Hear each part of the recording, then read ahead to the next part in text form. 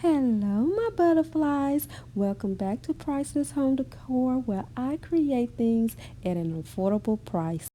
Today, I'll be showing you how to paint a beautiful painting on a canvas. Now, everything you see here I purchased from Michael's Craft Store. If you don't have any measuring tape, you can use some painter's tape to measure where you want to start painting. Now please just sit back and relax and watch my video.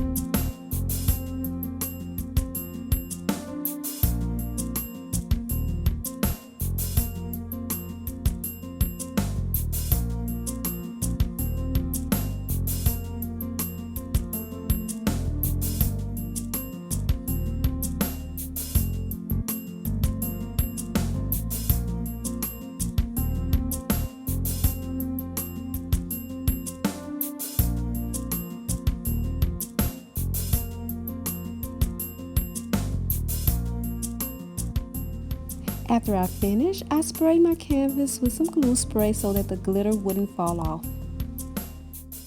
When I finish, I hung my canvases in my dining room, and here's the final look.